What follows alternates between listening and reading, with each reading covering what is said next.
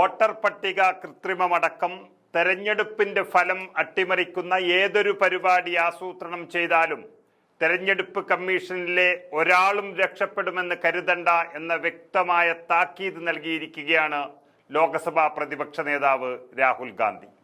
ഏറ്റവും അവസാനം നിയമസഭാ തെരഞ്ഞെടുപ്പ് നടന്ന മഹാരാഷ്ട്രയിലും ഹരിയാനയിലും എങ്ങനെയാണ് തെരഞ്ഞെടുപ്പ് അട്ടിമറിച്ചത് എന്ന് എല്ലാവർക്കും അറിയാം. ഹരിയാനയിൽ കോൺഗ്രസിന്റെ വിജയം ഉറപ്പിച്ചപ്പോൾ വോട്ടിംഗ് യന്ത്രത്തിലാണ് തട്ടിപ്പ് നടത്തിയത് എങ്കിൽ അതിന്റെ ബാറ്ററി ചാർജിൽ വളരെ വ്യക്തമായി എല്ലാവരും കണ്ടു മനസ്സിലാക്കി. അതോടെ പണി പാളിയെന്നും ഈ പണി ഇനി നടക്കില്ലെന്നും ഉറപ്പിച്ചതിന് ശേഷമാണ് തെരഞ്ഞെടുപ്പ് കമ്മീഷനും BJPയും പിന്നീട് നടന്ന മഹാരാഷ്ട്ര നിയമസഭാ തെരഞ്ഞെടുപ്പിൽ അടവ് മാറ്റി വോട്ടർ പട്ടികയിലെ തട്ടിപ്പിലേക്ക് കാര്യങ്ങൾ മാറ്റി എന്നാണ് കോൺഗ്രസ് കണ്ടെത്തിയതും രാഹുൽ ഗാന്ധി തുറന്നു പറഞ്ഞതും.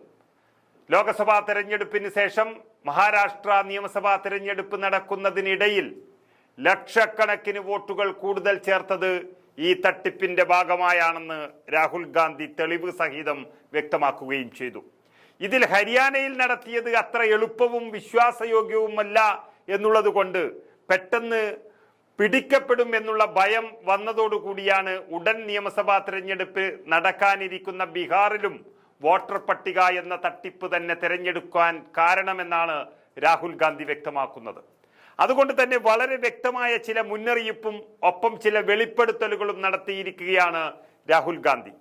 BJPയെ ജയിപ്പിക്കാൻ തയ്യാറാക്കുന്ന ബീഹാർ വോട്ടർ പട്ടിക പരിഷ്കരണത്തിൽ തെരഞ്ഞെടുപ്പ് കമ്മീഷനെതിരെ അതിരൂക്ഷ വിമർശനവുമായിട്ടാണ് രാഹുൽ ഗാന്ധി ഈ രാജ്യത്ത് കത്തിക്കയറുന്നത്.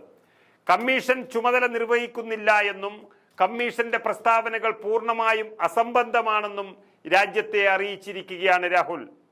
കർണാടകയിലെ ഒരു സീറ്റിനെ കുറിച്ച് വളരെ വ്യക്തമായി പറഞ്ഞുകൊണ്ടാണ് തെരഞ്ഞെടുപ്പ് കമ്മീഷന്റെ തട്ടിപ്പിന്റെ ഉദാഹരണങ്ങൾ അദ്ദേഹം വ്യക്തമാക്കിയത്. കർണാടകയിലെ ഒരു സീറ്റിൽ അട്ടിമറി നടന്നതിന്റെ വ്യക്തമായ തെളിവുകൾ തന്റെ കയ്യിലുണ്ട്. അതൊരു പരീക്ഷണം മാത്രമായിരുന്നു. തെരഞ്ഞെടുപ്പ് കമ്മീഷന്റെ അനുമതിയോടെയാണ് കർണാടകയിലെ ആ ഒരു സീറ്റിൽ അട്ടിമറി നടന്നത് എന്നും രാഹുൽ ഗാന്ധി വ്യക്തമാക്കുന്നു. ഒരു മണ്ഡലത്തിൽ നടത്തിയ പരിശോധനയിലാണ് ഈ തട്ടിപ്പ് കണ്ടെത്തിയത്.